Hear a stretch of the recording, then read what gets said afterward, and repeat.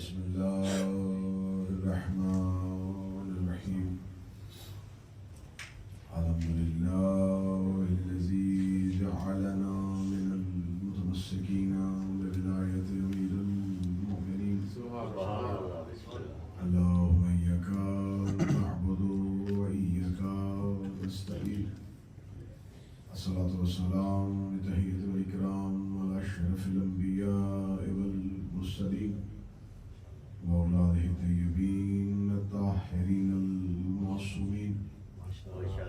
ثم الصلاة والسلام على الصديقة المباركة الغازية المرزية عالمة غير المؤلمة بنت القلم والنون وسر بين الكاف والنون ودليل إرادة كن فيكون آية الله العظمى وزوجة آية الله الكبرى محافظة النبوة وناشرة ولاية أم الكتاب أم القرآن أم الأنوار أم الآيات أم المعصومين أم الأمل أم الهدى أم الحسن أم الحسين أم المحسن أم العباس وأم أبيها السيدة فاطمة اللهم صل على محمد ولعن الله على أعدائهم أجمعين. أما بعد فقد قال الحق سبحانه وتعالى في كتابه المجيد وفرقانه الحميد. بسم الله الرحمن الرحيم. وما خلقت الجن والإنس إلا ليعبدون. بلغت الصلوات اللهم صل على محمد وآل محمد.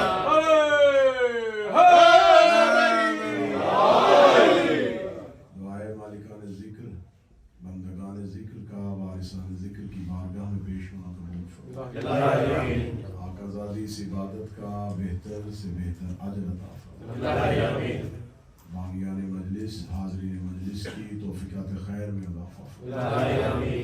سید اسد علی زیدی ابن سید جلال علی زیدی جو کل مالک کے حضور منتقل ہو گئے، میرا مالک ان کے درجات میں اضافہ فرمائے.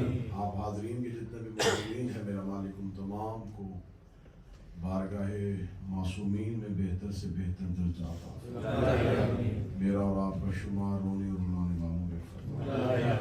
ہماری عزاداری کو اپنی بارگاہ میں قبول فرمائے. آقا کے ظہور میں تعظیم فرمائے. دعاؤں کی قبولیت کے لیے ممکن حد تک بلند صلوات اللہم صلی علی محمد وآل محمد. پانچ روزہ یہ مجالس ہے. اس مجالس کے لیے میں نے اللہ کے قرآن سے ایک آیہ کریمہ کو سرنامہ کلام قرار دیا، جس میں خداوند متعال خلقت انسان کے مقصد کو واضح کر رہا ہے. میں موضوع میں آپ کو تجسس میں نہیں رکھوں گا. 5 روزہ مجالس ہماری بالکل ایک ہی ذات کی گرد گھومیں گی، جنہیں سید الساجدین کہتے ہیں.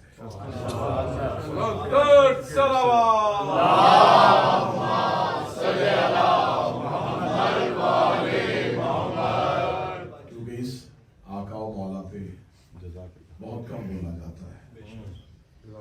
اگر ان کی ذات پہ گفتگو ہوتی ہے تو مصائب کے عنوان سے ہوتی ہے. مولا کی زندگی کے جو ادوار تھے وہ کیسے گزرے. کربلا سے پہلے زین العابدین کیا ہے، کربلا کے بعد وہ کیا ہے.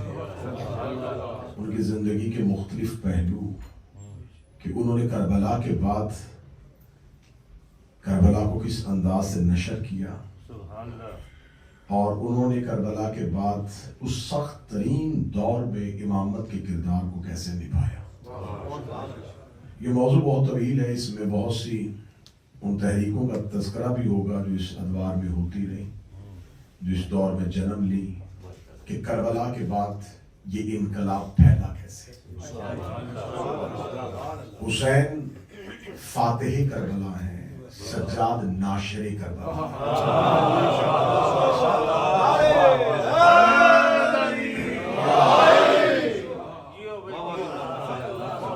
لکھوتک صحرا میں جو پیغام تھا وہ آبادیوں تک کیسے پہنچا. ایک ریگستان میں ہوا قتل آج پوری دنیا کا عظیم انقلاب کیسے بنا. اس کے پیچھے کیا کوئی الوہیت طاقت تھی یا طاقت امامت تھی؟ کون سے عوامل تھے جنہوں نے کربلا کو ایک آفاقی پیغام بنا دیا کہ کربلا انسانیت کے ذہن سے ہل نہیں رہی. اتنے اسلام میں واقعات ہوئے، اتنے واقعات ہوئے، تاریخی واقعات بہت سے ہیں، لیکن کربلا وہیں کھڑی ہے. دنیا میں سب سے زیادہ اس ایک ٹاپک پہ لکھا گیا، اس پہ بولا گیا اور اس کو مسلسل دہرایا جا رہا ہے. انسانی فکر، انسانی شعور ایک ہی موضوع کو بار بار نہیں سنتا، انسان اسے جھٹلا دیتا ہے. یہ بات میں پہلے کئی دفعہ سن چکا ہوں. اسے جتنی دفعہ پڑھا جا رہا ہے اتنی دفعہ یہ دوبارہ زندہ ہو گئے. تو اس کا مطلب ہے یہ کربلا جو ہے یہ ایک واقعہ نہیں ہے، اسے ہم واقعہ نہیں کہیں گے. اس کے اندر وہ کون سے راز ہیں اور ان رازوں کو ان 5 مجالس میں آپ کے سامنے مولا سید الساجدین کے عنوان سے پڑھیں گے. میں نے آپ کے سامنے اللہ کے قرآن سے اس مولا پہ گفتگو کرنے کے لیے ایک آیہ کریمہ تلاوت کی جس میں خدا کہہ رہا ہے کہ میں نہ جن اور انسان کو خلق کرتا لیکن ان کی تخلیق کا مقصد صرف میری عبادت ہے. الا لیعبدون، میں اللہ یہ چاہتا ہوں یہ صرف اور صرف میری عبادت ہے. خداوند متعال نے جب انسان کو خلق کیا تو خدا اب انسان سے یہ چاہتا ہے کہ وہ صرف اللہ کی عبادت کرے، اور وہ صرف انسان سے نہیں چاہتا. اس نے جن و انس کا تذکرہ کیا، جنات سے اس کا یہی مطالبہ ہے، انسان سے اس کا یہی مطالبہ ہے. جب خدا نے انسان کو خلق عبادت کے لیے کیا، مقصد عبادت ہے اور صرف وہ عبادت ہی چاہتا ہے، تو پھر اس نے عبادت کے اوقات مقرر کیوں کیے؟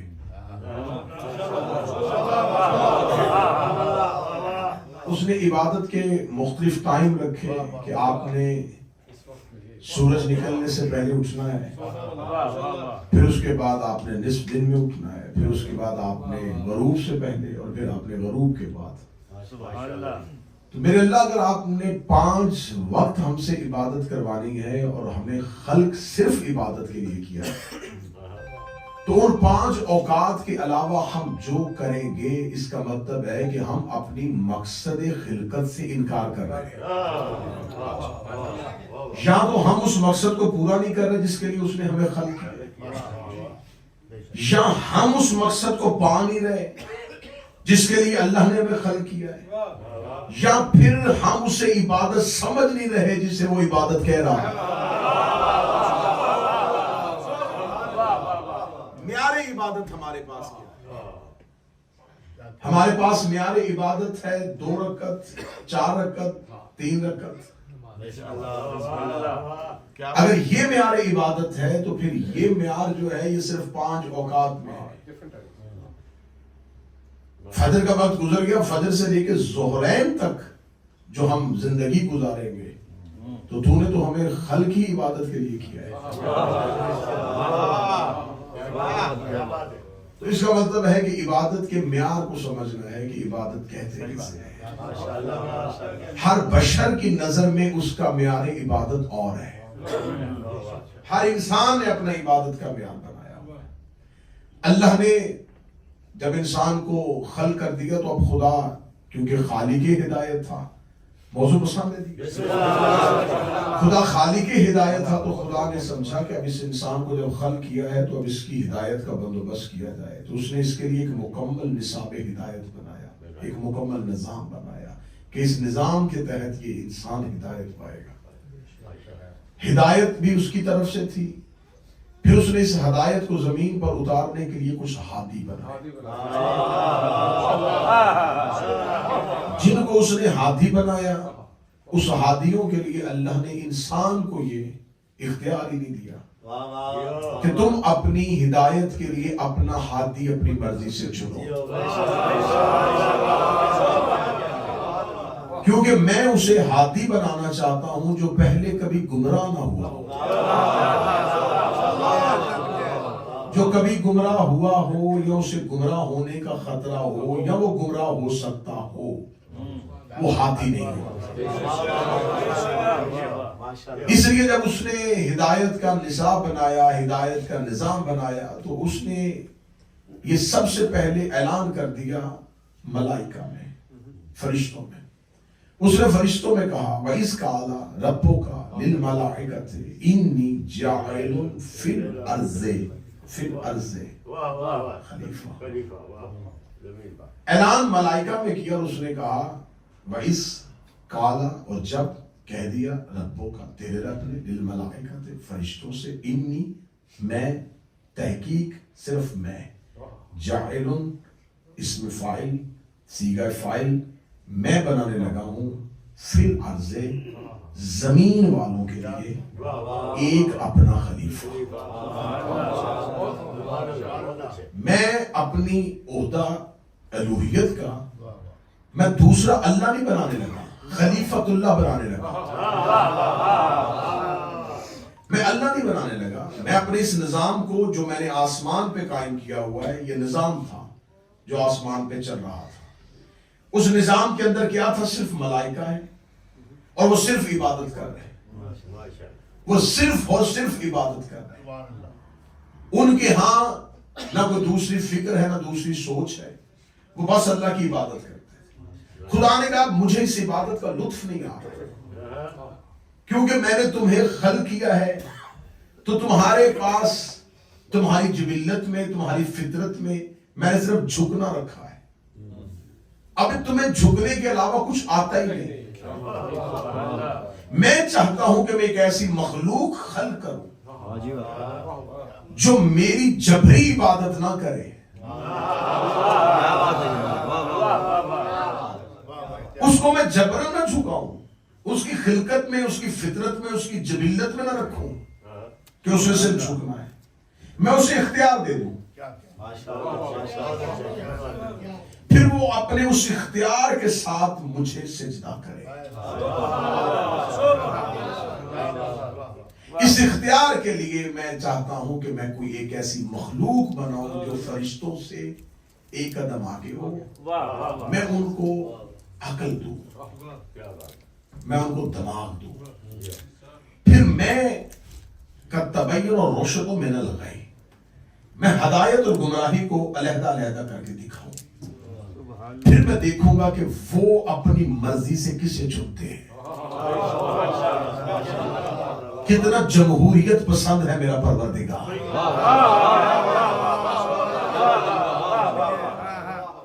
کتنا انسان کے مزاج سے واقف ہے میرا اللہ، کہ میں جبرن نہیں جھکاؤں گا، میں کچھ ایسا نہیں کروں گا کہ دو ملائکہ اس کو جبرن عبادت کروائیں گے، یہ سجدے میں پڑھا ہے، نہیں۔ خدا کہتا ہے کہ میں خلافت دے دوں گا، میرے پاس ایک عہدہ ہے، وہ عہدہ میں نے بچا کے رکھا ہے، وہ عہدہ آج تک میں نے ملائکہ میں سے کسی کو نہیں دیا۔ میں نے تم میں سے سید الملائکہ بنایا، معلم الملائکہ بنایا، استاد الملائکہ بنایا، خلیفہ نہیں بنایا۔ یہ عہدہ میں نے رکھا ہوا تھا کہ میں کسی ایسے کو دوں گا جو مجبور ہو کے میری عبادت نہ کرے، اختیار کے بعد میری عبادت۔ تمہید تھوڑی مشکل ہوتی ہے، پھر اگلا سفر بڑا آسان ہوتا ہے۔ لہذا میں یہ چاہتا ہوں کہ میں ایک ایسی مخلوق خلق کروں جسے میں زمین پہ اتاروں۔ یہ پورے کا پورا واقعہ قرآن میں لکھا ہے۔ جب خدا نے اس بات کا اعلان کیا تو فوراً ملائکہ بول پڑے، اجماع کے ساتھ بولے، اکٹھے بولے۔ میرے پروردگار انکار نہیں کرتے، تو اسے زمین پر خلیفہ بنائے گا جو فساد کرے گا، خون بہائے گا، نحن نسبح بحمد ونقدس لک، جبکہ ہم تیری تسبیح بھی کرتے ہیں اور ہم تیری حمد بھی کرتے ہیں۔ اب اللہ نے بھی آدم کا اعلان نہیں کیا، آدم کا نام نہیں لیا، آدم کا تذکرہ نہیں کیا، آدم کے بارے میں بتایا نہیں۔ فرشتوں کو کیسے پتا چل گیا کہ یہ زمین پہ فساد ہے؟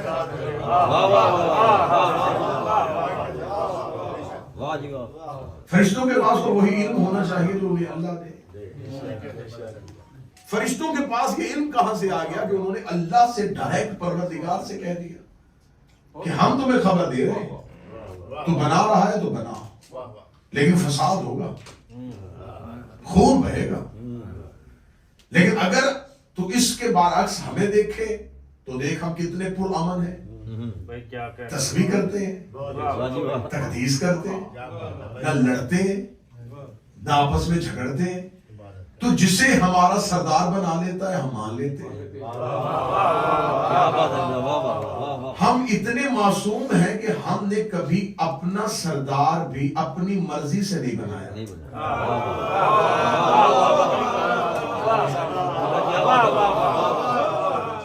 ہم نے اپنی مرضی سے اپنا استاد بنایا نہیں کہ ہم یہ کہیں کہ آج فرشتوں کی ایک جگہ پہ محفل ہے، وہاں میٹنگ ہے، وہاں ہم فیصلہ کریں گے ہم کس کو سید الملائکہ۔ سبحان اللہ۔ ہم معصوم اجماع نہیں کرتے، ہم شورا نہیں بناتے، ہم جسے تو کہہ دیتا ہے ہم اسے مان لیتے ہیں، تو کہتا ہے جھک جاؤ ہم جھک جاتے ہیں، تو کہتا ہے اسے مان لو مان لیتے ہیں۔ فساد کرے گا، خون بہائے گا، ہم تیری تسبیح کرتے ہیں۔ یہ علم ملائکہ کے پاس کہاں سے آیا؟ ملائکہ کے پاس غیب کی یہ خبر کیسے پہنچی؟ جو واقعہ بھی زمین پہ ہوا نہیں وہ آسمان پہ اس کی باز گشت کیوں سنائی دی گئی؟ ابھی زمین پر کوئی پہلا قتل ہی نہیں ہوا، ابھی تو قابیل بھی نہیں ہے، ابھی تو حابیل بھی نہیں ہے، ابھی تو زمین بھی نہیں ہے، ابھی تو آدم اترے ہی نہیں ہے، ابھی تو آدم کو سجدہ بھی نہیں ہوا۔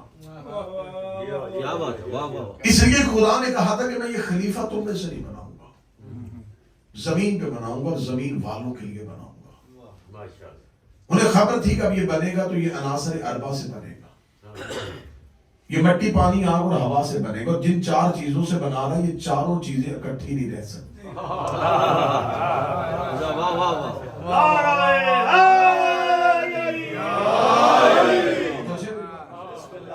یہ چاروں کی چاروں آپس میں اختلاف کرتی ہیں۔ کیسے آگ اور پانی اکٹھا ہو جائے گا؟ کیسے مٹی اور ہوا اکٹھی ہو جائے گی؟ اختلاف ہو گیا ہے۔ یہ عناصر ہی آپس میں نہیں رہیں گے، خلقت میں فساد ہے، اختلاف ہو جائے گا، جھگڑا ہو جائے گا۔ نحن نسبح بحمدک ونقدس لک، ہم تیری تسبیح کرتے ہیں، ہم تیری عبادت کرتے ہیں۔ کتنا میرا پروردگار ہے کہ اس نے ملائکہ کی رائے کو سنا ہے۔ اسے فرشتوں سے جبرن اس نے کہا ہاں اپنی رائے دو، انہیں اپنی رائے دی، خدا نے کہا تمہاری یہ رائے میرے لیے مقدم نہیں ہے۔ اگر تم عناصر اربع کی وجہ سے پریشان ہو تو میں عناصر اربع کی وجہ سے خلافت نہیں دے رہا، میں خلافت دے رہا ہوں آدم کو اس علم کی بنیاد پر جو تمہارے پاس نہیں ہے۔ خدا نے حضرت آدم کو علم کی بنیاد پر سجدہ کروا دیا، ہدایت کا بندوبست ہو گیا، اور خدا نے زمین پر ہدایت کا مکمل نصاب بنا دیا اور پہلا ہادی زمین پہ اتار دیا۔ اب یہ سلسلہ ہدایت چل پڑا۔ اب یہاں مجھے جہاں تذکرہ سید الساجدین کرنا ہے تو وہاں مجھے اکیلے سید الساجدین کا تذکرہ بھی کرنا، بسم اللہ بسم اللہ، وہاں مجھے ایک شہزادی کی بات بھی کرنی، کیونکہ ہر علی کے ساتھ ایک فاطمہ کا ہونا ضروری ہے۔ جب خدا نے زمین پر ہادی بنانے شروع کیے تو خدا نے جب زمین پر نسل آدمیت کو چلایا تو خدا نے صرف آدم کے بیٹے نہیں بنائے، حوا کی بیٹیاں بھی بنائی، نسل پھیل گئی۔ اب خدا جتنے بھی ہادی اتارتا گیا وہ خدا جتنے ہادی بنائے وہ مرد بنائے، لیکن اسی تناسب کے ساتھ خدا زمین پر عورتیں بھی اتار رہا ہے۔ میرے مالک جہاں پر تو ہدایت کا یہ بندوبست کر رہا ہے کہ تو مردوں کو ہادی بنا رہا ہے اور ساتھ خواتین کو بھی زمین پر پھیلا رہا ہے، تو کیا اس زمانے کی خاتون کو ہدایت کی ضرورت ہے؟ تو کس سے لے؟ فرمایا اسی مرد ہادی سے۔ ہر دور کی خاتون کو خدا نے ہر دور کے مرد ہادی کا محتاج کیا۔ عدل اس کا بہت بڑا ہے، وہ عادل ہے، وہ مرد اور عورت میں تمیز نہیں کر رہا، برابر ہے اس کے یہاں، مساوی حقوق ہے اس کے سامنے۔ میرے والد تو عورتوں کو مردوں کا محتاج کر رہا ہے، جبکہ آج کے اس ترقی یافتہ دور میں 2024 میں مانچسٹر میں بیٹھ کر آج کی عورت بھی تقاضا کرتی ہے کہ مجھے اپنی زندگی کے کچھ معاملات میں رہنمائی کے لیے عورت ہی چاہیے۔ عورت اپنا ہر معاملہ، اپنا ہر مسئلہ مرد سے ڈسکس نہیں کرنا چاہتی، وہ چاہتی ہے کہ میری رہنمائی کے لیے، میری گائیڈنس کے لیے کسی عورت کا ہونا ضروری ہے۔ تو میرے مالک اگر آج کی عورت چاہ رہی ہے کہ مجھے عورت ہی چاہیے، تو وہ پتھر میں رہنے والی عورت، وہ خیموں میں زندگی گزارنے والی عورت، کیا اس کے لیے کوئی عورت ہاتھی نہیں چاہیے؟ تو میرے مالک جہاں تو مردوں کو نبوت دے رہا ہے، چند عورتوں کو بھی نبی بنا دے۔ فرما نہیں، میں عورتوں کو نبوت نہیں دوں گا، یہ عہدہ ایسا ہے، یہ مردوں کو دوں گا۔ میرے مالک تو عورتوں کو ہاتھی کیوں نہیں بنا رہا؟ فرما اس لیے کہ میں نے عورت کی خلقت میں جذبات کو رکھ دیا ہے آگے اور عقل کو رکھ دیا ہے پیچھے، اور مرد کی خلقت میں عقل کو پہلے رکھ دیا ہے اور جذبات کو پیچھے رکھ دیا۔ عورت ایموشنل ہوگی، اس کے جذبات آگے رکھے۔ اس کا مطلب یہ نہیں ہے کہ میں نے عورت کو کمزور کیا ہے، میں نے جذبات اس کی خلقت میں مقدم عقل سے اس لیے رکھے ہیں کہ ہمیشہ قربانی جذبات دیتے ہیں۔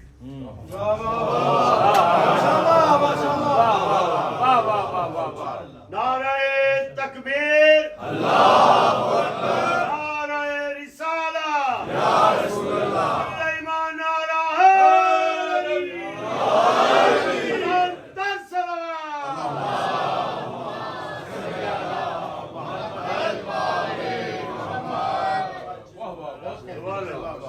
نظام ہدایت آپ کے سامنے پڑھ رہا ہوں، اور پھر کل سے عبادت پہ گفتگو، اور پھر آپ پھر سید الساجدین کی زندگی کے پہلے نمبر پہلے۔ بسم اللہ بسم اللہ۔ خدا نے عورت کے ساتھ ظلم نہیں کیا۔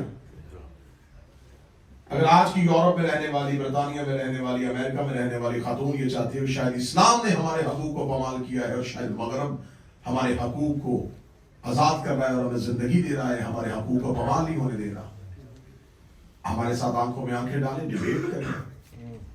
اسلام نے جتنی آزادی عورت کو دی ہے، جو حقوق اسلام نے عورت کو دی ہے، خدا نے مرد کے ساتھ برابر رکھا ہے۔ متوجہ رہیے گا صاحب، خدا نے کہا میں نے عورت کو ایموشن رکھا ہے،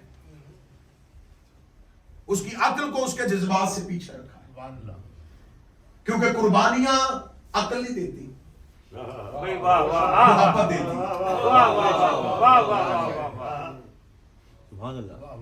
اگر عقل والوں کے نظروں سے کربلا کو دیکھا جائے تو نقصان ہے، محبت والوں کی نظر سے دیکھا جائے تو کربلا عشق ہے۔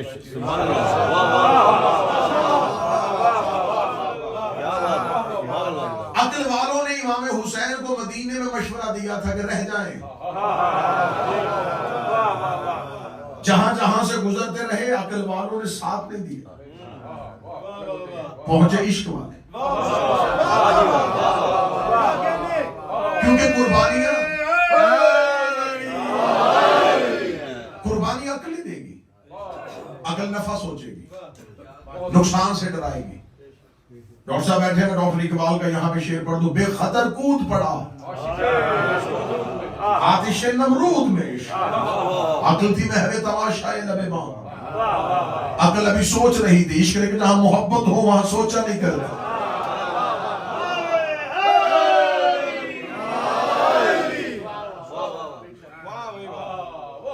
عقل کے فیصلے اور ہیں، محبت کے فیصلے اور۔ جس نے کربلا کو عقل سے دیکھا اسے گھاٹا نظر آیا، جس نے محبت سے دیکھا اسے عشق۔ اگلی سطر کہنے لگو اللہ جانے کون قبول کرے گا۔ حسین کی عزاداری کو عقل سے نہ دیکھا کرو،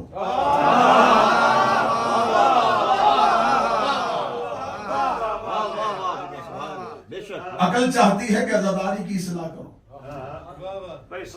محبت کہتی ہے کہ عزاداری کے ذریعے اپنی اصلاح کرو۔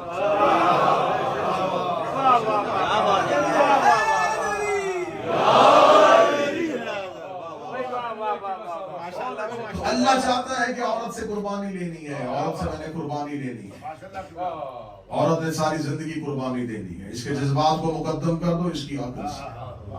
اس کے جذبات کو اس کا حاکم بنا دو, اسے اس کی محکومہ کر دو. اس نے خود اپنی حیات دے کے حیات لینی ہے. اس نے نسل پیدا کرنی ہے. اس نے ماں باپ کے گھر قربانی دینی ہے. اس نے شوہر کے گھر قربانی دینی ہے. اس نے اولاد کی خاطر قربانی دینی ہے. میرے مالک تو نے عورت کو قربانی والا بنا دیا. اس کا مطلب ہے کہ تو نے عورت پہ ظلم کیا. فرمایا ظلم نہیں کیا, میں نے تو عورت کو معتبر کیا ہے. میرے مالک یہ کیا معتبر کیا ہے؟ یہ باپ کے گھر میں رہے تو قربانی دے, یہ شوہر کے گھر میں رہے تو قربانی دے, یہ اولاد کی خاطر قربانی دے. فرمایا ذرا میرے فلسفے کو تو سمجھ. میں نے باپ مرد بنایا, شوہر مرد بنایا, بیٹا مرد بنایا, لیکن اس مرد کے لیے اس عورت کو رحمت بنایا ہے. اس مرد شوہر کے لیے اس عورت کو نسل کی امینہ بنایا. اس مرد بیٹے کے لیے اس عورت کے قدموں میں جنت رکھی. تو میں نے مرکز عزتوں کا مرکز تو میں نے ہر گھر میں عورت کو بنایا. باپ کے گھر میں تھی تو عزتوں کا مرکز اسے بنایا. شوہر کے گھر میں تھی تو عزتوں کا مرکز اسے بنایا. آج کی عورت جس نظر سے اسلام سے اپنے حقوق مانگ رہی ہے, اس کا دیکھنے کا طریقہ غلط ہے, وہ دیکھنے کا زاویہ غلط ہے. دیکھیں صاحبان, یہ کون سا اسلام نے ہمیں رائٹس دیے, یہ کون سے اسلام نے ہمیں حقوق دیے. مرد کو 4 شادیوں کی اجازت دے دی ہے. میں بار بار ممبروں پہ کہا کرتا ہوں, حکم نہیں دیا, اجازت دی ہے. بندہ اس جملے کو سمجھ گیا. اللہ نے حکم نہیں دیا. اسلام تو آخری دیوار تک جاتا ہے. بچاؤں اسے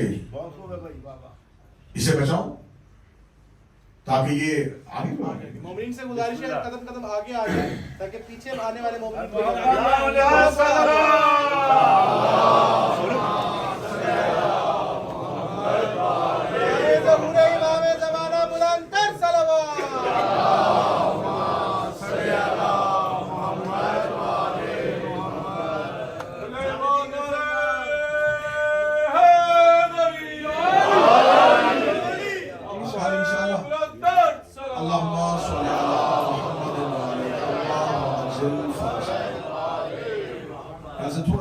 تشریف نے 7:40 پہ میں انشاءاللہ پہنچ جاؤں گا, اور 7:50 پہ انشاءاللہ, تاکہ میں اس کے بعد بریڈ فوڈ حیدریہ امام بارگاہ, اس کے بعد مغربین کے بعد کی مجلس ہوگی. بر وقت تشریف لائیں گے تو زیادہ سے زیادہ پڑھا جائے گا. اللہ نے حکم نہیں دیا. احکامات اور ہوتے ہیں, اجازتیں اور. جیسے خدا نے تیمم کا حکم نہیں دیا.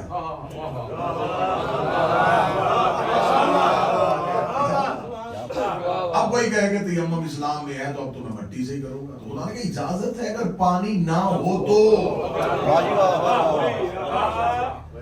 اگر نہ ہو تو کسی چیز کا ملنا اجازت ہوتا ہے.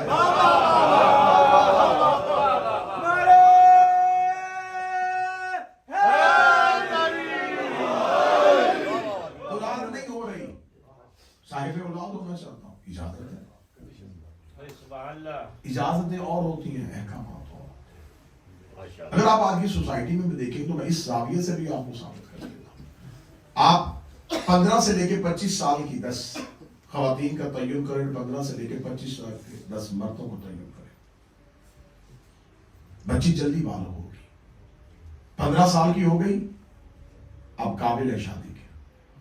16 سال اب کہیں گھر دیکھنا چاہیے. 17 سال فکر لاحق ہو گئی. 18 سال اب زیادہ بٹھا نہیں سکتے. 19 سال اب لوگ باتیں کر رہے ہیں. 20 سال اب کہیں بھی ہو جائے. 21 سال اب بھیج دینا چاہیے. 22 سال اب تانے نہیں سنے جا رہے. 23 سال اب تو بہت ہو گیا. 24 سال بوڑھا کرو گے. 25 سال کیوں نہیں بھی آ رہے. یہ ہے 15 سے لے کے 25 سال تک کی بچیوں کے مسائل. میں سوسائٹی میں رہ کے سوسائٹی کی بات کر رہا ہوں. اب آؤ 15 سے لے کے 25 تک کے لڑکے.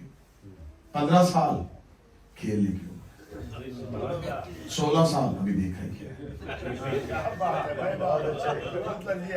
17 سال ابھی زمانے میں پڑھنے دو، 18 سال ہاں قابل ہو گیا ہے کچھ کمانے دو، 19 سال ابھی ذمہ داری نہ ڈالنا، 20 سال کچھ کاروبار کرو، 21 سال ابھی اتنا ذمہ دار نہیں ہے، 22 سال بوجھ نہ ڈالو، 23 سال کہیں اچھا سا دیکھتے ہیں، 24 سال تھوڑا انتظار کرو کچھ اچھا مل جائے گا، 25 سال ہاں اب کر دیتے ہیں، 15 سے لے کے 25 سال جتنے وقت میں ایک بچہ شادی کے قابل ہوا، سوسائٹی میں 10 بچیاں شادی کے قابل ہوئی ہیں۔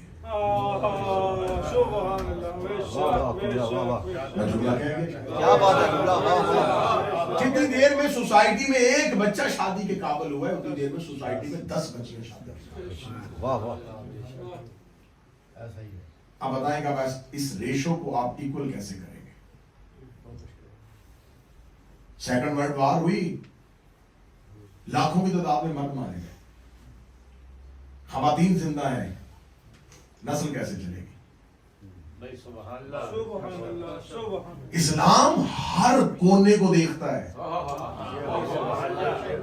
اسلام فطرت کا مذہب ہے، اسلام قیامت تک چلنے والا مذہب ہے۔ اسلام نے کبھی بھی عورت کو پاؤں کی جوتی نہیں بنایا، یہ اسلام ہی تو تھا جس نے ریت کے نیچے دفن ہوتی ہوئی بچی کے احترام محمد کو کھڑا ہو دیا۔ وہ عرب ریت میں دفن کر رہے تھے، اسلام نے احترام میں رسول کو اٹھایا۔ اب مرد ہادی بن رہے ہیں اور عورتیں نبوت۔ میرے مالک عورتوں کو نبوت کیوں نہیں دے رہا؟ یہ مردوں کی محتاج کیوں بنائے؟ فرمایا میں نے ہر دور میں مرد ہادی بنائے لیکن اس دور میں ایک عورت کو مثالی بنایا۔ شریعت مرد بتا رہے تھے، اسوہ حسنہ عورت دے رہی تھی۔ کیا تم نے آدم کے ساتھ حوا کی بات نہیں سنی؟ ہم نے آدم کے ساتھ حوا کو مثالی بنایا، ہم نے ابراہیم کے ساتھ حاجرہ کو مثالی بنایا، اور حاجرہ کو تو بھی اتنا مثالی بنایا کہ آج تک سارے مرد حج پہ جا کے عورت کی سنت پہ عمل کرتے ہیں۔ میرے مالک یہ حج جو ہے یہ اس کے زیادہ تر جتنے بھی احکامات ہیں وہ حاجرہ کی سنت ہے۔ صفا مربع پہ مرد دوڑے جب کہ پہلی دفعہ ایک عورت دوڑی تھی۔ یہ دوڑنے کا حکم میرے مالک کیوں دیا؟ فرمایا حاجرہ دوڑی تھی۔ میرے مالک حاجرہ دوڑی تھی نا تو وہ بیٹے کو بچانے کے لیے دوڑی تھی۔ فرمایا بیٹا عام ہوتا تو میں کبھی بھی سنت نہ بناتا، نبی کو بچانے کے لیے اپنے گھر سے نکل کے میدان میں چند قدم بھی چلی، میں نے سنت بنا دی۔ اللہ نے قانون بنا دیا ہے، عورت حجت بچانے کے لیے میدان میں آئے تو اللہ مردوں کو سنت بنا دیتا ہے، اور اللہ اگر عورت حجت کے مقابلے پہ آ جائے اللہ سنتیں نہیں بناتا، اللہ لعنتیں اتار دیتا۔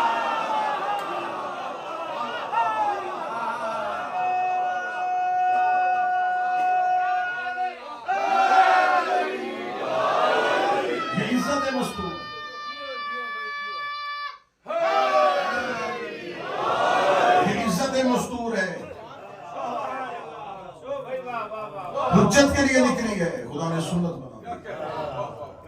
قیامت تک تیری سنت چلاؤں گا، کوئی بھی یہاں پہ آئے گا بتاؤں گا یہاں پہ حاجرہ دوڑی تھی۔ حاجرہ کے چلنے کو اللہ نے سنت بنا دیا جبکہ وہ نبی نہیں تھی۔ دیکھو اسلام عورت کو کیا عظمت دے رہا ہے۔ اب یہ دیکھیں اللہ نے حضرت آدم حوا، ابراہیم حاجرہ، موسیٰ آسیہ، عیسیٰ مریم، پھر مریم پہ تو خدا نے کیا کرم کیا کہ سورت کو سورہ عیسیٰ نہیں بنایا،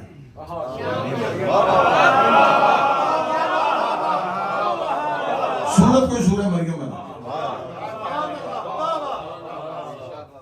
عورت عزت دار ہو تو اللہ قرآن میں بھی نام لے لیتا ہے۔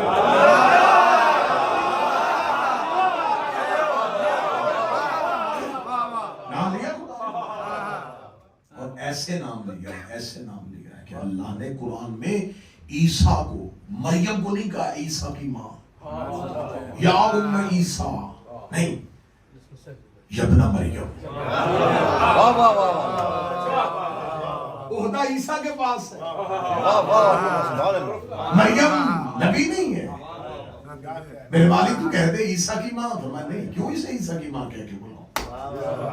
یبن مریم، اے مریم کے بیٹے، کیا بات اے مریم کے بیٹے، بار بار قرآن میں میرے مالک روح اللہ بھی تو نے کہا ہے، آیت اللہ بھی کہا ہے، کلمت اللہ بھی کہا ہے، تو عیسیٰ کو روح نہیں کہہ رہا، کلمہ نہیں کہہ رہا، آیت نہیں کہہ رہا، بار بار مریم کے بیٹے، مریم کے بیٹے، مریم کے بیٹے، مریم کے بیٹے۔ میرے مالک ماں کے نام کے ساتھ نبی کو کیوں بلا رہا ہے؟ کہ نبی کے پاس اپنی کوئی شناخت نہیں ہے، کہ نبی کے پاس اپنا کوئی تعارف نہیں ہے، وہ کلمت اللہ ہے، وہ آیت اللہ ہے، وہ روح اللہ ہے، وہ عیسیٰ ہے، وہ معجزے والا ہے، تو عیسیٰ کہہ کے بلا دیتا، روح اللہ کہہ کے بلا دیتا، مسیح کہہ کے بلا دیتا۔ تو نے بار بار اس کو مریم کے نام سے کیوں بلایا؟ فرمایا ماں عزت دار ہو تو بیٹے ماں کے نام سے پہچانے جاتے ہیں، ماں عزت دار ہو تو یہ اللہ نے قانون بنا دیا، اللہ نے سنت بنا دی، اللہ نے رائج کر دیا کہ ماں عزت دار ہو تو بیٹے نبی بھی ہوں گے، تو ماں کے نام سے پہچانے جائیں گے۔ یہی وجہ ہے جب فرشتوں نے پوچھا تھا ومن تحت الکساء، یہ چادر کے نیچے کون ہے؟ فرمایا ہم فاطمہ و ابوہا و بالہا و بنوہا۔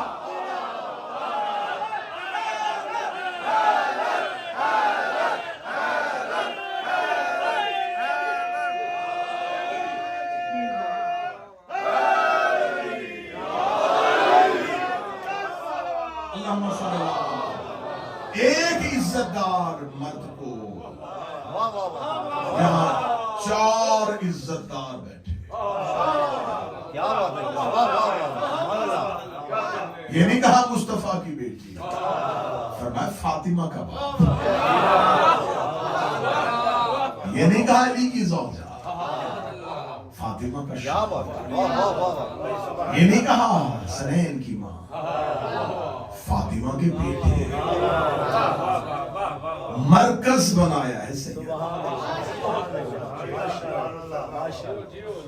اب خدا نے ہر دور کی خاتون کو مثالی بنایا، آدم کا دور ہے تو حوا کی مثال، ابراہیم کا دور ہے تو خواتین حاجرہ کی مثال دیکھو، نبوت عیسیٰ کی سنو، اسوہ حسنہ مریم کا دیکھو۔ اسلام عورت کو لے کے چل رہا ہے، کتنی عزت دے رہا ہے، مرد کے برابر لے کے آ رہا ہے۔ لیکن خدا نے جب خواتین کی دنیا میں اتنے مردوں کے ساتھ ان خواتین کو مثالی خواتین بنایا، لیکن کسی خاتون کا اسوہ خدا نے کامل نہیں کیا، اسے عزتوں کے لحاظ سے مکمل نہیں کیا۔ یہ خواتین کا تذکرہ خدا نے قرآن میں لکھا ہے، ان کے نام لکھے ہیں، یہ برگزیدہ خواتین ہیں، اللہ کی چنیدہ خواتین ہیں، اللہ کی چنی ہوئی شخصیات۔ لیکن اللہ نے آج کی خاتون جو آج قرآن پڑھے گی وہ کہے گی بس حوا کا تذکرہ پڑھ لیا، اب مکمل سیرت اپنی زندگی کا رول ماڈل بنا لوں گی حوا کو۔ کیسے بنائے گی؟ نہیں بنا سکتی۔ حوا سب کچھ سکھا دے گی، یہ کیسے سکھائے گی کہ ماں باپ کا احترام کیسے کرنا ہے۔ موضوع سے ہٹے گے تو تقریر گئی ساری۔ حوا سب کچھ سکھائے گی لیکن یہ کیسے سکھائے گی کہ ماں باپ کا احترام کیسے کرنا ہے۔ آسیہ سب کچھ بتائے گی، شوہر سے وفا کیسے بتائے گی۔ کیا بات ہے، مریم سب کچھ بتائے گی، شوہر کی اطاعت کیسے بتائے گی۔ اللہ نے ہر دور کی خاتون کو محتاج کر دیا، ان میں سے کسی کی عزت کرنی ہے سیرت پوری نہیں لے سکتی۔ میرے مالک پھر ان کی سیرت کو مکمل کر دے، فرمایا اسوہ حسنہ مکمل کریں گے جب نبوتوں کو مکمل کریں گے۔ ادھر خدا نے مردوں میں عزتیں مکمل کر دی، مردوں میں خدا تکریم میں پا گیا، خدا نے مردوں میں نبی کو سید الانبیاء بنا دیا، جب سید الانبیاء بنا دیا تو پھر اسی سید الانبیاء کی گود میں اللہ نے ایک بیٹی اتار دی، اس بیٹی کو بنا دیا سیدۃ النساء العالمین، سیدۃ النساء العالمین، عالمین کی عورتوں کی سردار، دنیا کی عورتوں کی نہیں، عالمین کی عورتوں کی۔ آپ خاموش بیٹھے، حوا عالمین میں سے ہے، زہرا سردار عالمین، مریم عالمین میں سے ہے، حاجرہ عالمین میں سے ہے۔ آپ اس سے بھی آگے خاموشی و سکوت کو توڑیے گا، خدیجہ عالمین میں سے ہے، سیدہ عالمین کی عورتوں کی سردار، جو بھی بھی اپنی ماں کی سردار ہو، کسی غلام کی بیٹی کی اوقات ہی کیا؟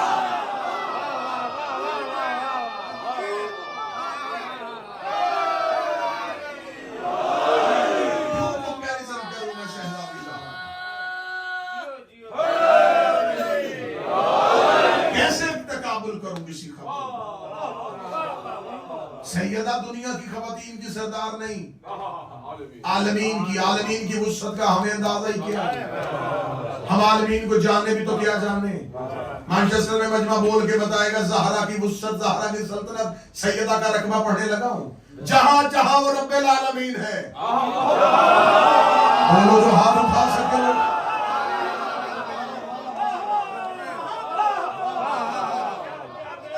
جہاں اس کی ربوبیت ہے،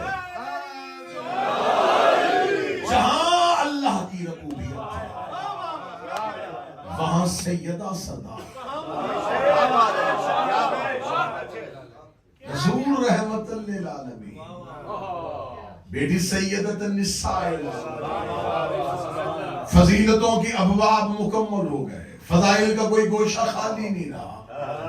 اس کا باپ نبیوں کا سردار، اس کا شوہر ولیوں کا سردار، اس کے بیٹے جنت کے سردار۔ جب اللہ نے سرداری کے لحاظ سے اتنا مکمل کر دیا اور بی بی کے اوپر فضائل اور مناقب کی انتہا کر دی، تو اب چاہیے تھا کہ اب یہی سیدۃ النساء العالمین رہے۔ اب قیامت تک یہ خاتون کو چاہیے کہ اسوہ زہرا پہ عمل کرے، اسوہ فاطمہ پہ عمل کرے، کیونکہ یہ بی بی کو کامل کر دیا ہے، اسے سیدۃ النساء العالمین بنا دیا ہے۔ لیکن صرف میں دنیا دیکھیں یا مشیت پروردگار جانے کہ این شباب کے عالم میں سیدہ کو دنیا چھوڑنی پڑی، ایک گوشہ ادھورا رہ گیا، کیونکہ بی بی اپنی زندگی میں یہ نہ بتا سکی کہ بھائی کے ساتھ کیسے چلتے ہیں، بھائی کے ساتھ کیسے رہتے ہیں، بھائی کے ساتھ شریک سفر کیسے ہوتے ہیں، بھائی کے ساتھ کسی مشن کو کیسے نبھاتے ہیں۔ یہ ایک گوشہ خالی رہ گیا تھا۔ اب اللہ کو ایک ایسی خاتون چاہیے تھی جس کے پاس یہ فضیلت بھی آ جائے۔ اب اگر اللہ کوئی دوسری خاتون پیدا کرتا تو سیدۃ النساء کا تاج اٹھا کے اس بی بی کے سر پہ رکھنا پڑتا، کیونکہ اس کے پاس وہ فضیلت نہیں ہے جو اس کے پاس ہے۔ خدا نے سیدۃ النساء بھی صحیح رہنے دینا تھا، لیکن فضیلت کو بھی مکمل کرنا تھا۔ اللہ نے اسی زہرا کی گود میں ایک ایسی بیٹی اتاری جس کے پاس یہ فضائل میں بنا دیے۔ اسے سیدۃ النساء نہیں بنایا، اسے ثانیہ زہرا بنا۔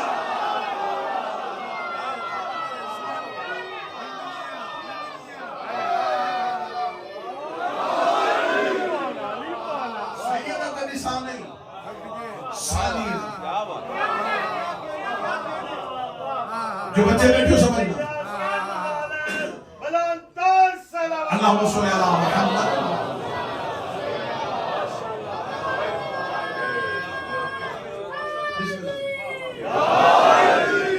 چھوٹے بچوں کو سمجھانے کے لیے زہرا کا دوسرا حصہ،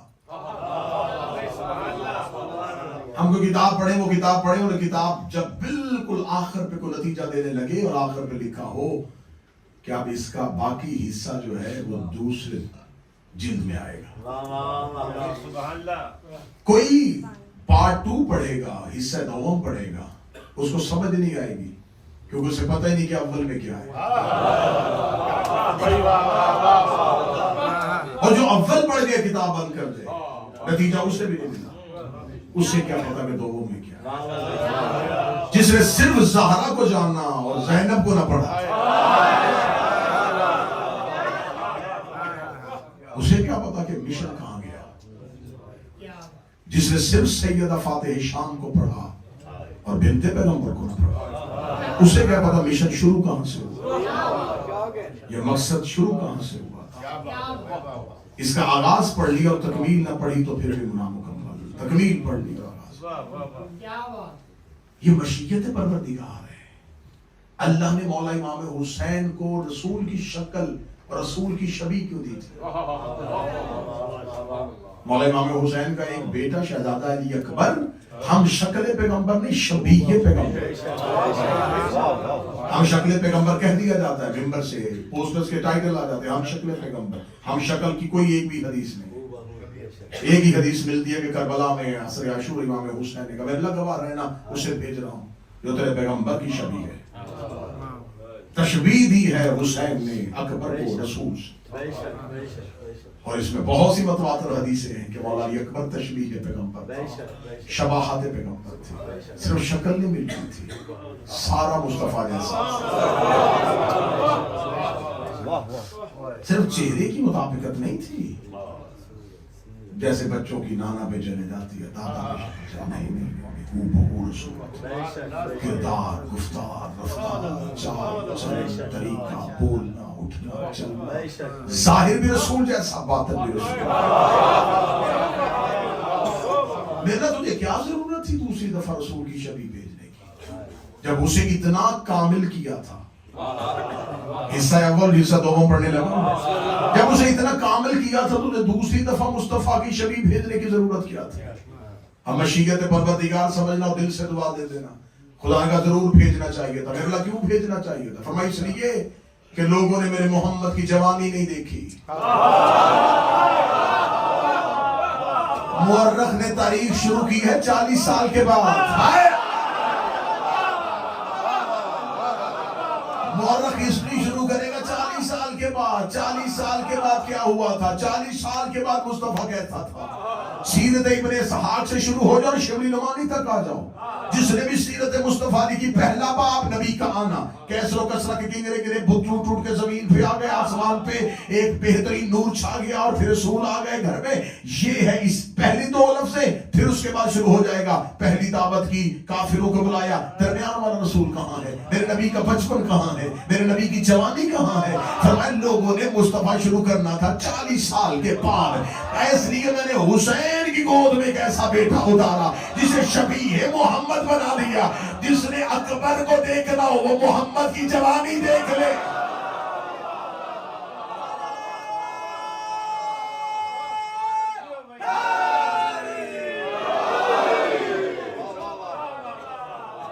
अब ये आलिया तकमील ज़हरा की,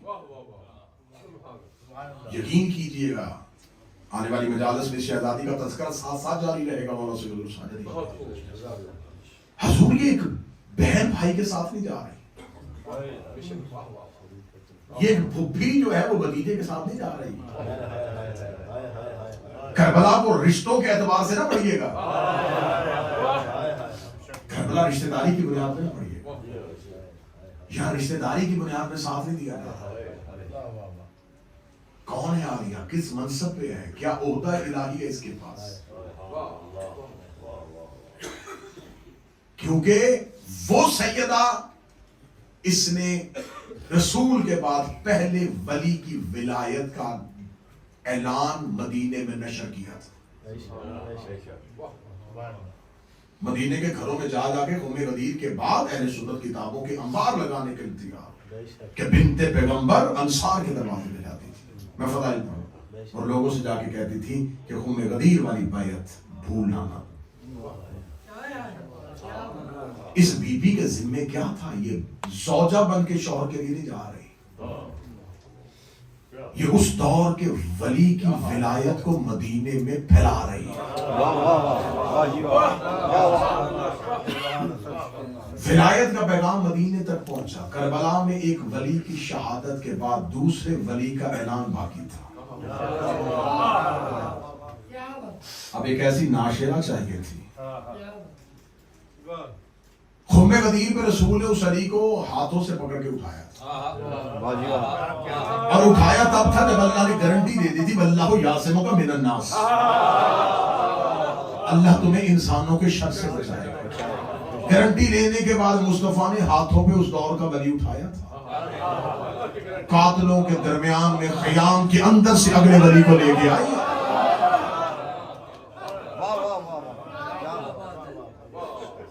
कोई जाने तो सही कि पैगाम ज़ैनब क्या है, कोई समझे तो सही कि इरादा ज़ैनब क्या है। इंशाअल्लाह कल से मौजू से मुसलसल होंगे। मेयारे अबूदियत, अब्द, आबिद, ज़ैनुल आबिदीन और मौला सैयदुल साजिदीन की जिंदगी के वो राज, मौला सज्जाद का वो जिंदगी का वो 35 साल का दौर जो उन्होंने जुल्म और इस्तिबदाद के दरमियान में गुजारा हो गया। कौन कौन सी वो तहरीकें थी जो मौला सज्जाद के दौर में शुरू कैसे उम्मत को दोबारा एक नए रास्ते पे लेके आए सजाद। कुफ्र की वादी में गिर गई थी उम्मत, नूह आले मोहम्मद कहा जाता है सजाद। ये बीमार नहीं थे। करबला में इस किरदार को बीमारी के अंदाज से न समझिएगा।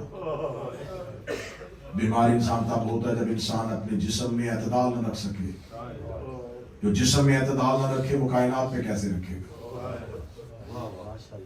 बीमारी नक्स है, इमाम कामिल होता है। बीमारी गालिब आ जाएगी तो ये गालिब अला कुल्ले गालिब कैसे रहेंगे। अगर आप मुझे कहेंगे इसकी तशरीह तो इरफानियात में जाकर तो लंबा मजमून पढ़ना पड़ेगा, एक जुमले में समझा देता हूँ। इनका बीमार होना बिल्कुल ऐसे ही है जैसे ये हमें वज़ू करके दिखाते हैं। इससे अच्छी तशरीह नहीं की जा सकती, इससे बेहतर। ये जब हमें वज़ू करके दिखाते हैं तो वज़ू तो पाक होने के लिए किया जाता है। अगर ये पाक हो रहे थे तो ये ताहिरकुम तत्हीरा काम है। ये पाक हो नहीं रहे थे, हमें पाक होना सिखा रहे थे। बीमार नहीं थे सैयद साले। किताबों में लफ्ज आता है गश। गश हमारी बेहोशी को नहीं कहते। गश होता है जब हुज्जत को एक लम्हे के लिए दुनिया को हुज्जत की नजरों से ओझल किया जाए। क्यों, अल्लाह को क्या जरूरत थी मौला सज्जाद पे ये कैफियत तारी करने की। अगर ये कैफियत तारी ना होती तो इस्तगासा हुसैन पे लब्बैक वाजिब था।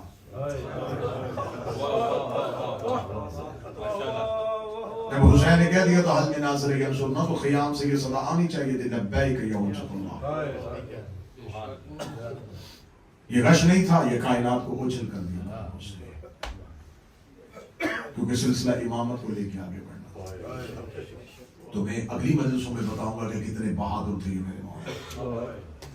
इन्होंने खुले हाथों से बैयत मांगी है, बदे हाथों से नहीं मांगी। जो बंदा होता तो जुमले को खुले हाथों से यजीद बैयत मांगता रहा। शाम में बदे थे, क्यों नहीं मांगी। जिसने शाम में बैठ के मदीने खत लिख के हुसैन इब्न अली से बैयत का मुतालबा किया। 1 साल उसी के जिंदान में अली का बेटा बैठा, उससे बैयत का मुतालबा किया। बल्कि 63 हिजरी में जब आके हर्रा हुआ है तो उस वक्त ये कह के भेजा जा रहा है कि हर किसी से बैयत लेना, सज्जाद से ना लेना। ये ताकत इमामत थी जिसने यजीदियत को हिला कर रखा। सैयदुल साजिदीन और शहजादी बिन्ते अली फाते शाम अकील बनी हाशिम, इन 2 किरदारों ने करबला उठाई हुई। मैं एक जुमले में अपने बच्चों को समझा दूं कि क्या इनका तबलीग का तरीका था। यजीद का सगा बेटा जिसने न जिंदगी में कभी आयत सुनी थी न हदीस, जो शराब में पला था, रक्सो सरूर की महफिलों में जवान हुआ था, जिस तक ना हदीस पहुंची थी, ना कुरान की आयत पहुंची थी, ना रवायत पहुंची थी, ना उसने इस्लाम की तबलीग को देखा न जाना, इस गंदगी के माहौल में पलने वाला नौजवान यजीद के बाद तख्त पे बैठ के कहता मैं अपने बाप पे भी लानत करता, मैं अपने दादे पे भी लानत करता। इस तक किसकी तबलीग पहुंची थी? सिर्फ एक तकरीर सुनी थी इसने अली की बेटी की। फिर मुझे जुमला कहने दो, जो काम बनी उमैया में बनी हाशिम की 70 साल का काम नहीं कर सकी, वो अली की बेटी की एक तकरीर में। कोई ना कहना बीमार थे, बड़ा बहादुर थे वो साहिब के बेटे। पूरी करबला सज्जाद की आंखों से बही है। मैं इसका सैयदुल साजिदीन पर पढ़ते हुए जुमला कहा करता हूं, जितना खून हुसैन के बदन से निकला था उतना सज्जाद की आंखों से बह गया।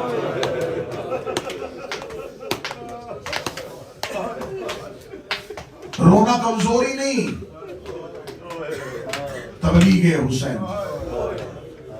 بازار سے 1000 بندہ مسکراتا ہوا گزرے، کوئی نہیں پوچھتا کیوں مسکرا رہا ہے۔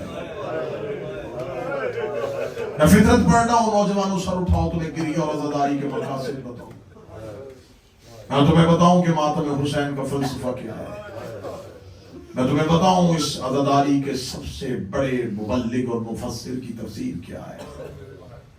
1000 بندہ مسکراتا ہوا گزرے، کوئی نہیں پوچھتا کہ مسکرا رہا ہے، ایک روتا ہوا بندہ پہلے روک روک کے پوچھتے کیوں رو رہا ہے، کیوں رو رہا ہے۔ یہ کربلا سے رونا شروع ہوا، اسے کوفے کی ہر گلی میں پوچھا گیا کیوں رو رہا ہے۔ لوگ پوچھتے کیوں رو رہا ہے، یہ کربلا پڑھنی شروع کر دیا۔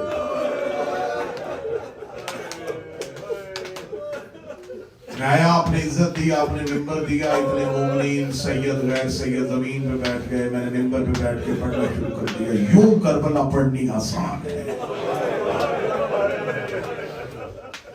پتھروں کی بارش ہو رہی ہو، ماں ننگے سر کھڑی ہو، بہن تماچے کھا رہی ہو، بیٹیاں زمین پہ گر رہی ہوں، باپے کا سر نیزے پہ قرآن پڑھ رہا،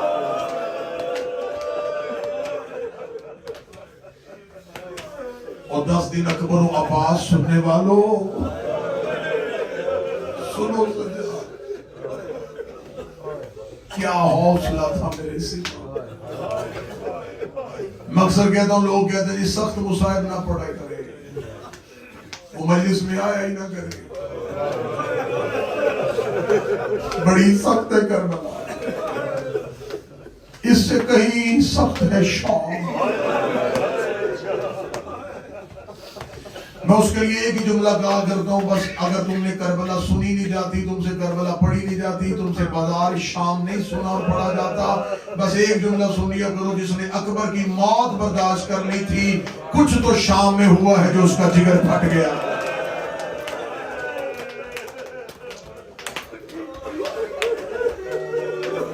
اس مولا کی مدت امامت کا پہلا دن اور پہلا مسئلہ سگی پھوپھی نے پوچھا، جل کے مر جائیں یا باہر نکلیں؟ مولا سید الساجدین سے پوچھا گیا، مولا جب امامت ملی ہے سب سے زیادہ تکلیف، پہلی تکلیف کب آئی تھی؟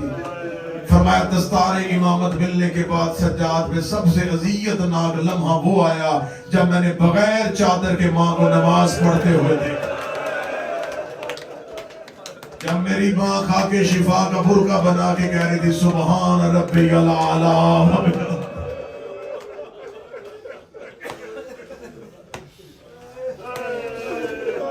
نماز علی کی بھی مشکل تھی، نماز مولا حسین کی بھی مشکل تھی، مولا علی کی نماز کوفے کے مصلی پہ، حسین مولا کی نماز کربلا کی پہ۔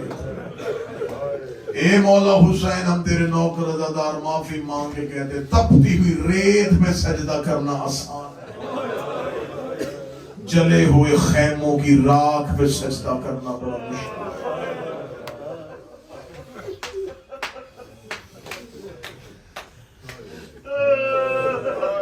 پانچ کی پانچ مجلسوں میں صرف سجاد کی دردی سنو گے، کوئی ایک دفعہ قتل ہوا ہے یہ حسین کا بیٹا، ہر موڑ پہ قتل ہوا۔ میں اگلا جملہ کہنے لگا جو ماتم کے لیے تیار ہو، عباس سے زیادہ بہادر تھے سجاد۔ جس نے نہیں ہائی کی میں تمہارے لیے جملہ کہنے لگا ہوں، سجاد کی جگہ عباس ہوتے پہلے ہی موڑ پہ مر جاتے۔ یہ طاقت امامت تھی جو ہر بازار سے گزرے، ہر گلی سے گزرے، ہر چوک سے گزرے۔ کوفہ کے صدر دروازے پہ ایک سپاہی کھڑا تھا جس نے حسین کے سفیر مسلم کو کوفے میں داخل ہوتے دیکھا تھا۔ جب جناب مسلم بن عقیل کو دارالعمالہ کی طرف لے کے جا رہے تھے تو یہ بوڑھا دروازے پہ کھڑا تھا، اس نے مسلم بن عقیل کو جاتے دیکھا، ہاتھوں میں رسیاں تھیں، پاؤں میں رسیاں تھیں، ابرو کٹے ہوئے تھے، ہونٹ کٹے ہوئے تھے، منہ میں خون تھا، لیکن لوگوں نے لمبی لمبی رسیوں کے ساتھ گرفتار کیا تھا حسین کا سفیر۔ کوئی ڈرتا قریب نہیں جا رہا تھا، کوئی قریب نہیں جا رہا تھا۔ दूर दूर लोगों को हटा रहे थे, करीब न जाना ये अकील का बेटा है, करीब न जाना ये हुसैन का सफीर है। कूफे में कोई सिपाही डरता करीब नहीं आ रहा था। उस बूढ़े ने जाते देखा, उसने कहा सदके हाशमियों तुम्हारी गैरत के, ये होती है मर्दानगी, ये होती है जवानी। तो कैदी भी है, तेरे हाथों में रस्सियां भी हैं, लेकिन पूरे कूफे में किसी की जरूरत नहीं है वो आके तेरी कलाई पे हाथ रख ले। और तुझे लंबी रस्सियों में गिरफ्तार किया है तेरे डर की वजह से, जिसने मौला मुस्लिम की शुजाअत को दाद दी, मर्दानगी को दाद दी। थोड़े दिनों के बाद इसी मोड़ से हुसैन का सजाद गुजरा, कमर झुकी हुई थी, गर्दन में खम था, कोई दाएं से धक्का दे रहा था, कोई बाएं से धक्का दे रहा था। इसी बूढ़े ने आके देखा, मौला सजाद का कांधा हिलाया, हिला के कहता तारुफ करवा कौन है? फरमाया अना अली इब्न हुसैन, मैं हुसैन का बेटा अली हूँ। कहने लगा थोड़ा दिन पहले यहाँ से अकील का बेटा मुस्लिम गुजरा था, आंखें खुली हुई थी, सीना चौड़ा था, गर्दन अड़ी हुई थी, वो ऐसे मर्दों की तरह आ रहा था, कोई डरता करीब नहीं जा रहा था। तो इमाम भी है, तो हुसैन का बेटा भी है, तेरी गर्दन में झुकाव क्यों है, तेरी कमर में खम क्यों है? सजाद रोक कहते तूने इंसाफ नहीं किया, मुस्लिम अकेला आया था, मेरे साथ अली की बेटियां बगैर चादर के, तेरी साथ हुसैन की बहने बगैर रिदा के। हौसला मेरा अल्लाह मेरा और आपको शुमार हो गए रुलाने वाले। हुसैन की माँ आप पे राजी हो गए। यही वजह थी कि मौला सैयदुल साजिदीन जब पलट के वापस करबला आए थे, करबला में आके मौला सजाद ने कब्रों के दरमियान खड़े होके पहला दुआ पढ़ा, फरमाया अकबर बर्ची खाना आसान है, कासम पवाल होना आसान, असगर गर्दन पे तीर खाना आसान है, और करबला के बाहर जाके गिरना आसान है। ये कह के सज्जाद जमीन पे गिर गए, रोके कहते बाबा हुसैन माफ कर देना, तेरा ज़रबे खाना आसान है। लाशें उठने शुरू हुए, आवाज आई पमाली आसान, नेजा आसान, बर्छी आसान, तीर आसान, फिर बता मुश्किल क्या है? सज्जाद की आवाज आई उठो कब्रों से मैं तुम्हें बताऊं, ज़ैनब जैसी मां 9 घंटे शराबी के दरबार में बगैर चादर के खड़े रखना, ये सिर्फ हौसला है।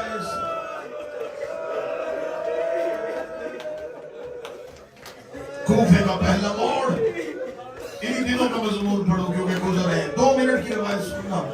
गुजर रहे हैं कूफे से आले मोहम्मद का ये काफिला, एक औरत अपने घर की छत पे है, तमाशा देखने के लिए बैठी,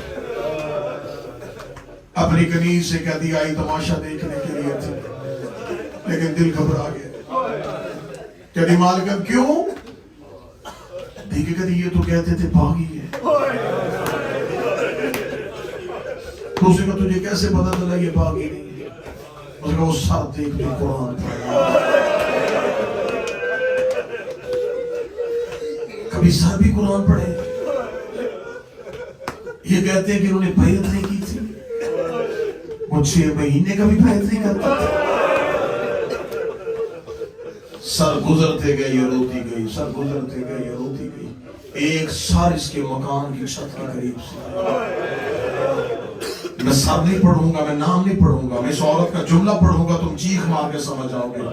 इसने सर को देखा, इसने मुंह पे मातम कर दी, अय्युहल बद्र तमाम, और 14वीं का चांद,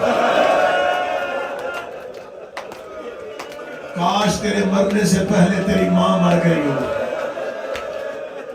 अकबर के सर के नेज़े से नीचे आवाज आई मेरी मौत की दुआ न कर, मां कातिल के साथ आ रही। तड़प गई, तड़प के इसने जमीन पे देखा, सरनेज़ों पे कुछ मस्तूरात हैं जो ऊंटों पे, और ऊंटों की रस्सी एक मर्द की कमर के साथ, उसकी गर्दन में बड़ा ही वजनी तौक है। उस तौक का एक टुकड़ा आज भी हिंदुस्तान में हैदराबाद दक्कन में है। मैं हिंदुस्तान गया, मैंने ज़ियारत इतना वजनी तौक, और वो सिर्फ तौक नहीं था, اس کے اندر لوہے کی برچھی، کمر میں لنگر، پاؤں میں بیڑیاں، ہاتھوں میں وہ عورت دے کے کہتی ہے اپنی کنیز سے، وہ مرد مجھے ان سروں کا کوئی رشتہ دار لگتا ہے، اسے جا کے پوچھ تو کون ہے، اور یہ سب تیرے کیا لگتے ہیں۔ کنیز نیچے بازار میں ڈرتی ڈرتی مولا سجاد کے قریب گئی، ہاتھ کر گیا، کہتی مولا سجاد کہتے میرا نام نہیں آتا، مجھے مسافر کہہ دے، میں ہتھ کڑیوں کا کہتی نہیں ہوں، میں مشیت پروردگار کا کہتی ہوں۔ یہ دیکھ رہی مجھے اس سے خبر نہیں تو کون ہے، وہ چھت میں میری مالکن کھڑی ہے، وہ پوچھ رہی ہے تیرا نام کیا ہے، تو ان سروں کا کیا لگتا ہے؟ مولا سجاد کہتے ہیں اپنی مالکن سے کہ میرا پوچھنا تو نیچے بازار میں۔ اگلی سطر پڑھو گا تڑپ پڑھو گے چند قدم پیچھے کری میری مال کا نیچے بازار میں، تجھے نہیں پتا حسین اپنی کنیز وہ علی کی بیٹیوں سے قرآن پڑھتی رہی ہے، علی کی بیٹیوں کی کنیز بازار میں آئے، گھر کے اندر جا کر مال کرنا دیکھ تماشا، وہ قیدی تجھے بازار میں بلا رہا ہے، دیکھ کر مر جاؤں گی جگر پھٹ جائے گا، اگر یہ قیدی قافلہ لے کے چلا گیا میں ساری زندگی روتی روتی مر جاؤں گی، اللہ جانے میرے دروازے کے آگے سے کون گزر گیا ہے، جلدی کر مجھے برقع دے، مجھے بازار میں جانا ہے۔ اس نے سر پہ چادر لی، لوگوں کے ہجوم سے ڈرتی ڈرتی سید الساجدین کے قریب آئی، قریب آگے کہتی ہے مسافر بلا تو نے لیا، میں گئی ہوں، بازار کا ماحول میرے کھڑے ہونے کے لائق نہیں ہے، مجھے زیادہ دیر کھڑے نہ کرنا، مجھے جلدی بتا دے تو کون ہے اور یہ سر تیرے کیا لگتے ہیں۔ مولا سجاد نے مدت کی جھکی ہوئی اپنی کمر کو سیدھا کیا، اپنے سر سے اپنے سفید بالوں کو ہٹایا، ہٹا کر میرا پتہ بعد میں پوچھنا، پہلے تو بتا تم مال کے اشتر کی بیٹی ریحانہ ہے؟ جب مال کے اشتر کی بیٹی کا نام آنا تھا، رو کے کہنے لگی حال انت مال کے اشتر، کیا تم مال کے اشتر کو جانتا ہے؟ فرمایا میں اسے چچا کہہ کے بلاتا ہوں، رو کہتی ہو میرے باپ کو چچا کہنے والا تو کوئی حسین کا سجاد ہے؟ آواز آئی مجھے پہچان، میں حسین کا بیٹا ہوں، رو کہتی میں نے تجھے مدینے میں دیکھا تھا، تجھے تو آل محمد بڑا پیار کرتے تھے، تیرے سر کے بال سفید کیوں ہو گئے؟ مولا آپ کی کمر کیوں جھک گئی؟ اتنا جملہ کہنے کے بعد اس نے یوں سروں کو دیکھا، دیکھ دی اگر تو سجاد ہے پھر بتا یہ کون ہے؟ آواز آئی پہلا سر میرے باب حسین کا، وہ سر میرے علی اکبر کا، یہ ایک ایک سر کے نیچے سے گزرتی گئی، آخری سر پہ جا کے اس کی نظر اونٹ میں پڑی، یہ روتی ہوئی مولا سجاد کے پاس آئی، رو کے کہتی تجھے دادی زہرا کا واسطہ، اب یہ نہ کہنا کہ یہ زینب ہے۔ مولا سجاد کی آواز ہے جس سے قرآن پڑھتی رہی ہے، کوفے میں جو تیری معلمہ تھی یہ وہی علی کی بیٹی ہے۔ ریحانہ دوڑی آگے ہاتھ جوڑے، رو کے کہتی نہیں پوچھتی کہ چادر کہاں گئی، نہیں پوچھتی رسیاں کیوں پہنی، مجھے بتا عباس کہاں ہے، وہ ساتھ کیوں نہیں آیا؟ آواز آئی وہ گھوڑے کی گردن میں جو سر لٹک